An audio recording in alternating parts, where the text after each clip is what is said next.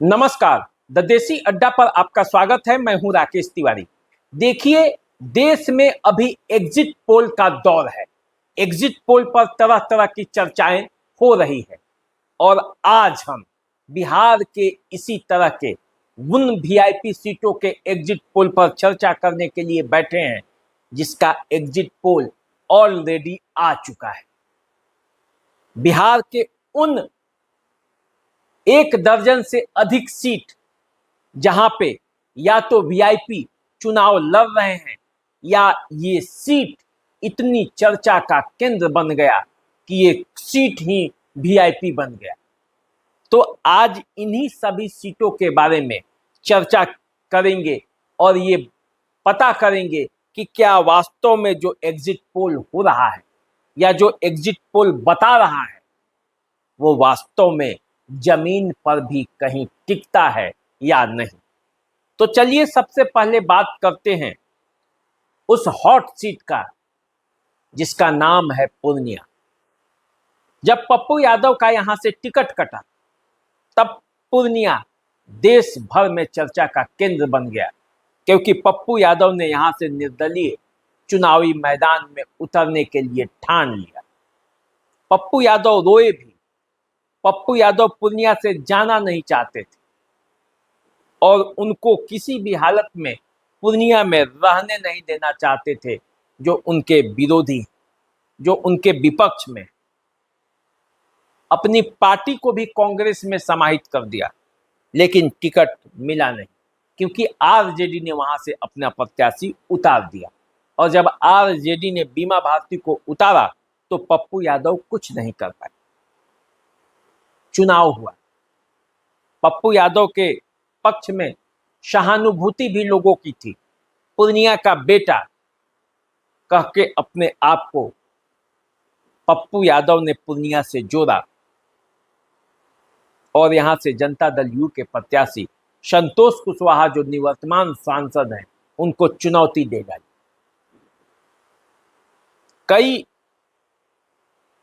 Exit poll ये बता रहा है कि पप्पू यादव चुनाव जीत सकते हैं और कई एग्जिट पोल ये बता रहा है कि संतोष कुशवाहा वहां से चुनाव जीत सकते हैं।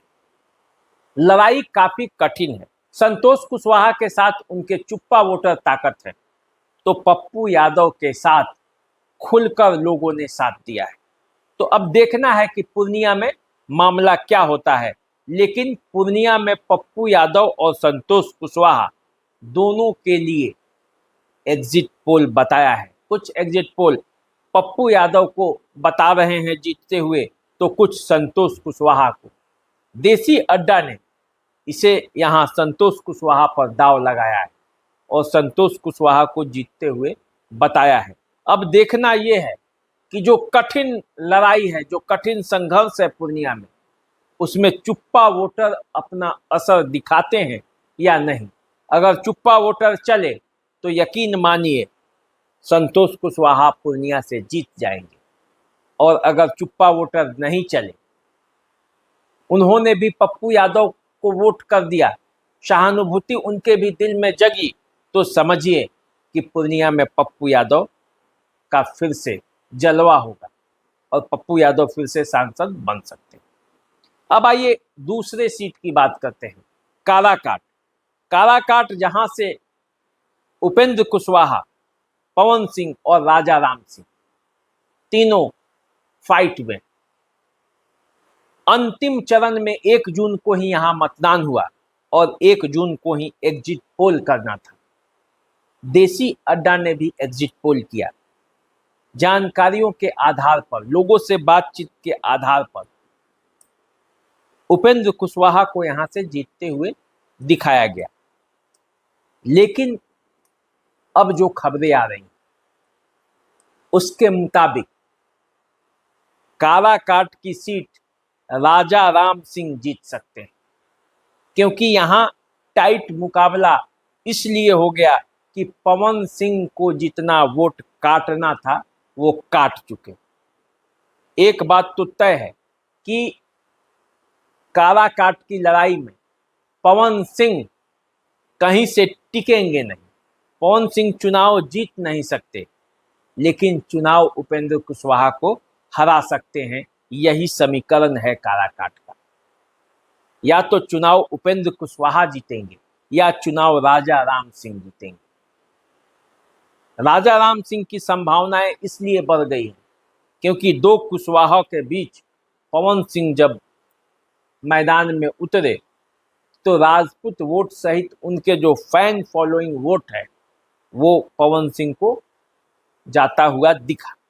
मतदान के दौरान भी कुछ वोट पवन सिंह के पाले में गए हैं और इसीलिए ऐसा लग रहा है कि जितना वोट पवन सिंह को मिलेगा वो एनडीए को नुकसान पहुंचाएगा और उधर राजा राम सिंह को लाभ होगा, उपेंद्र कुशवाहा को दोहरा नुकसान होगा। तो ऐसी स्थिति में यहाँ राजा राम सिंह की संभावनाएं बढ़ गई है और इसीलिए कहा जा रहा है कि काराकाट की लड़ाई बड़ी जबरदस्त है। अब तीसरी बात करते हैं। तीसरा सीट जो काफी चर्चित रहा है वो सीट है सीवान।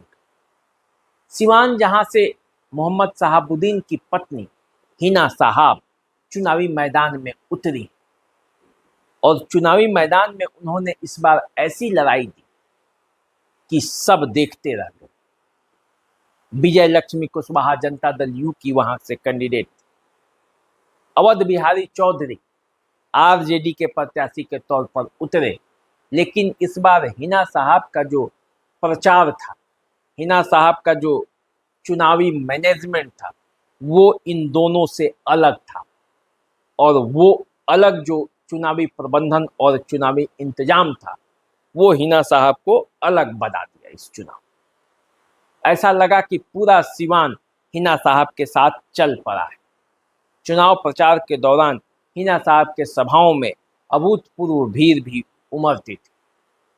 वे बड़े सभाओं के जगह गांव-गांव में जाती थी, लोगों से मिली। लेकिन जब मतदान का समय आया तो परिस्थितियां कुछ बदली और विजय लक्ष्मी कुशवाहा के पक्ष में भी एनडीए के वोटर गोलबंद हुए और इसीलिए यहाँ कहा जा रहा है कि चुप्पा वोटर विजय लक्ष्मी कुशवाहा को भी वोट किए हैं और इसीलिए सीवान पर सस्पेंस है कि यहाँ से हिना साहब की राहें मुश्किल हो सकती हैं और विजय लक्ष्मी कुशवाहा चुनाव जीत सकती हैं। हालांकि सीवान की लड़ाई है और वहाँ हिना साहब इस बार बड़ी मजबूती से लड़ी। हम लोगों ने भी चुनाव प्रचार के दौरान इस बात का कई बार कहते भी थे कि हिना साहब की लड़ाई इस बार आगे चल रहा है, लेकिन मतदान के बाद जिस तरह का जो खबर आ रहा है उसमें ऐसा संकेत है कि हो सकता है लड़ाई कांटे की है, लेकिन विजय लक्ष्मी कुशवाहा यहाँ से बाजी मार सकती है। देसी अड्डा ने भी विजय लक्ष्मी कुशवाहा पर ही दाव लगाया है। हालांकि अवध बिहारी चौधरी पूरी तरह से मैदान से यहाँ से बाहर होते हुए दिखे। तो हिना साहब सीवान में जबरदस्त फाइट करते हुए दिखी हैं, लेकिन अब संभावनाएं क्या है इसके लिए आपको एक दिन और इंतजार करना पड़ेगा। जब रिजल्ट आएगा तो पता चलेगा कि सीवान में असल में हुआ क्या है। अब आइए बात करते हैं मुंगेर की, जिस सीट को लेकर काफी चर्चा थी, क्योंकि यहाँ राजीव रंजन सिंह उर्फ ललन सिंह को घेरने के लिए काफी तैयारी की गई थी। अगरा पिछड़ा आगे पीछे सब तरह की बातें चली, जातियों की बातें होने लगी और जातियों का समीकरण बनाया जाने लगा, क्योंकि अशोक महतो की पत्नी अनीता देवी यहाँ से चुनावी मैदान में उतरी।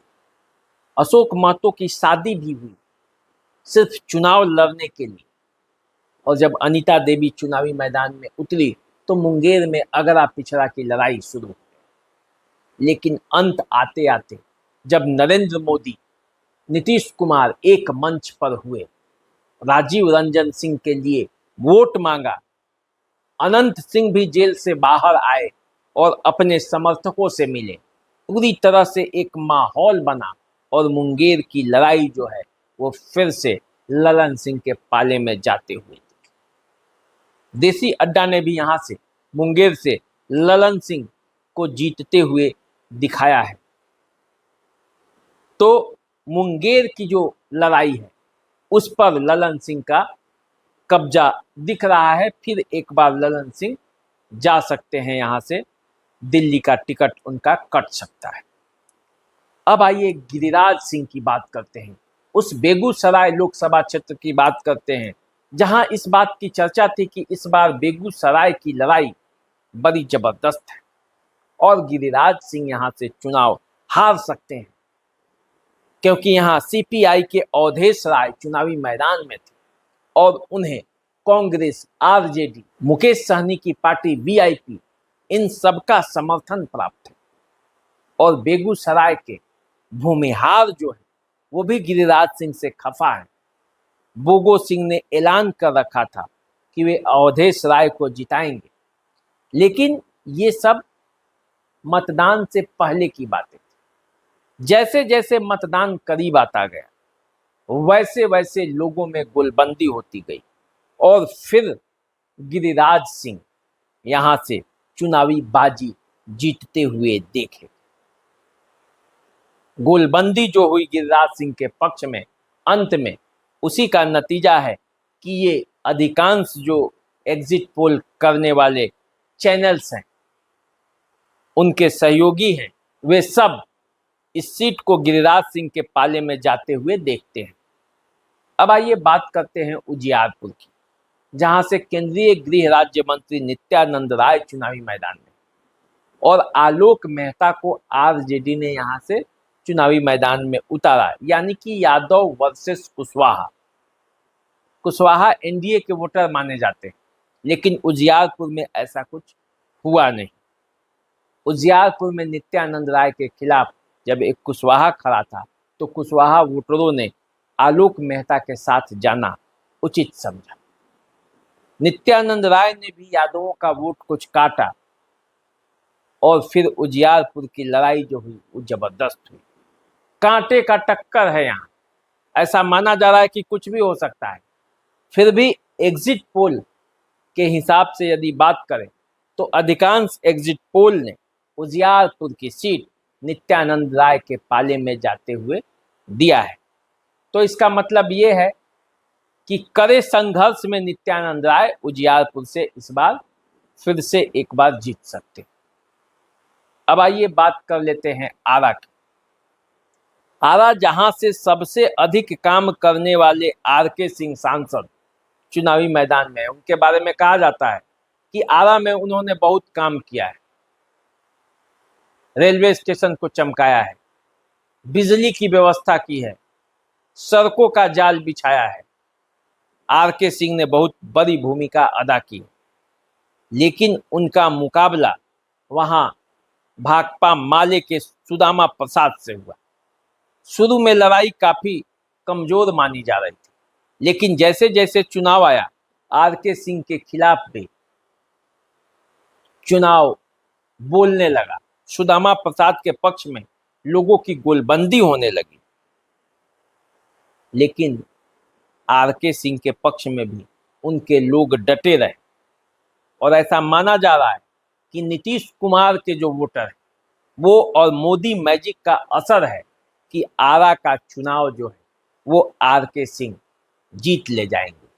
हालांकि सुदामा प्रसाद ने वहां कड़ा टक्कर दिया है, इतना कड़ा टक्कर दिया है जिसकी उम्मीद भी लोगों ने नहीं की थी, लेकिन फिर भी नीतीश कुमार और मोदी मैजिक ये दोनों मिलकर आरके सिंह की नैया पार कराता हुआ दिख रहा है। अधिकांश एग्जिट पोल ने इस आरा की सीट को आरके सिंह को जीतते हुए दिखाया है। अब आइए बात करते हैं बक्सर की। बक्सर से जहां से अश्वनी चौबे का टिकट बीजेपी ने काट दिया और एक बाहरी प्रत्याशी, जिस पर आरोप था कि बाहर का प्रत्याशी है, मिथिलेश तिवारी को चुनावी मैदान में उतारा। आनंद मिश्रा आईपीएस अधिकारी जो इस्तीफा देकर आए थे चुनाव लड़ने के लिए बक्सर से, वे निर्दलीय प्रत्याशी के तौर पर अड़ गए। आरजेडी ने यहां से जगदानंद सिंह के पुत्र सुधाकर सिंह को चुनावी मैदान में उतारा और ददन पहलवान भी यहां से चुनावी मैदान में उतर गए। तो 4 लोगों के बीच जो मुकाबला शुरू में दिख रहा था, चुनाव आते आते वो सीधा मुकाबला में बदल गया और मिथिलेश तिवारी और सुधाकर सिंह के बीच सीधा मुकाबला हुआ। ददन पहलवान कुछ वोट काट सकते हैं, आनंद मिश्रा भी थोड़ा बहुत वोट ले सकते हैं, लेकिन जो मुकाबला था वो मिथिलेश तिवारी और सुधाकर सिंह के बीच सीधा सीधा हो गया। और इस सीधा मुकाबला में ऐसा माना गया है कि मिथिलेश तिवारी का पलड़ा भारी है। मिथिलेश तिवारी के पक्ष में गोलबंदी हो गई। नीतीश कुमार के कैडर वोट और बीजेपी के कैडर वोट जब मिले तो फिर राजनीति बदल गई बक्सर और विश्वामित्र की भूमि पर एक बार फिर मिथिलेश तिवारी जीत सकते हैं। पहली बार सांसद बनकर वो दिल्ली जा सकते हैं। तो ये बक्सर का मामला रहा। अब आइए जरा बात करते हैं महाराजगंज की। महाराजगंज भी पहले यहाँ कोई लड़ाई नहीं देखी जा रही थी, एक सामान्य सीट की तरह इसे लिया गया, लेकिन यहाँ से कांग्रेस के प्रदेश अध्यक्ष अखिलेश प्रसाद सिंह के पुत्र आकाश प्रसाद सिंह को टिकट कांग्रेस का मिला और तब यह क्षेत्र चर्चा का केंद्र बन गया। कांग्रेस के प्रदेश अध्यक्ष के पुत्र का यहाँ आना, राजद के पूर्व प्रत्याशी रणधीर सिंह का टिकट कटना, फिर क्या था, महाराजगंज चर्चा का केंद्र बन गया और तब रणधीर सिंह जनार्दन सिंह सिग्रीवाल के पक्ष में आ खड़े हुए, आरजेडी छोड़ी, जनता दल यू ज्वाइन किया। सचिदानंद राय जो कि जनार्दन सिंह सिग्रीवाल के खिलाफ बोल रहे थे, उन्होंने भी बीजेपी ज्वाइन की।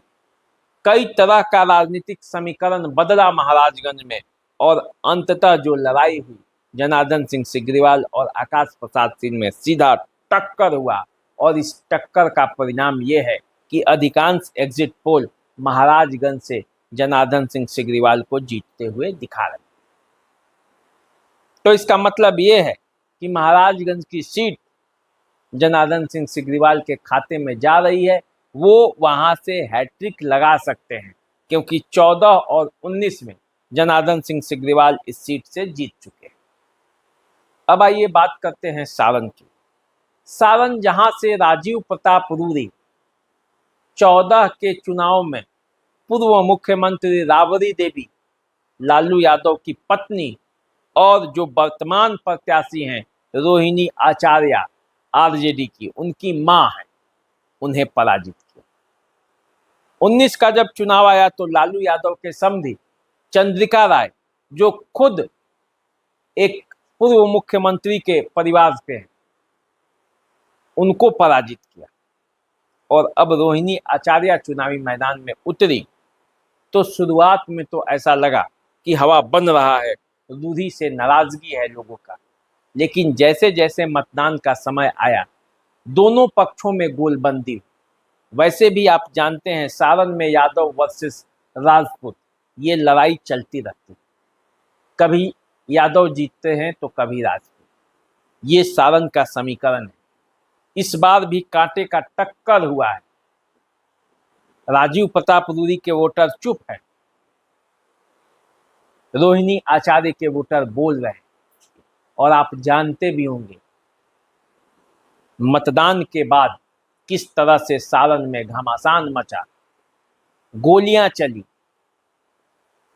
एक व्यक्ति को अपनी जान भी देनी पड़ी, तनाव रहा, नेट तक बंद करना पड़ा। लेकिन अब जो वहां से खबर आई, अधिकांश एग्जिट पोल राजीव प्रताप रूडी को वहां से जीतते हुए दिखा रहे। तो इसका मतलब ये हुआ कि सारण से लालू प्रसाद यादव की पुत्री चुनाव हार सकती है और एक बार फिर राजीव प्रताप रूडी वहां से चुनाव जीतकर हैट्रिक लगा सकते हैं। अब आइए बात करते हैं पाटलिपुत्रा की। पाटलिपुत्रा वो सीट है जहां से आज तक लालू परिवार जीत ही नहीं पाया। उसका सपना था और उसका सपना है कि पाटलिपुत्रा की सीट पर वो अपनी बढ़त बढ़ाए, वो जीत जाए, क्योंकि यह यादव बहुल सीट माना जाता है। फिर भी वो जीत नहीं पाते। यादवों के नेता माने जाते हैं। माई समीकरण चारों तरफ चलता है, यादव आरजेडी के कैडर वोटर है।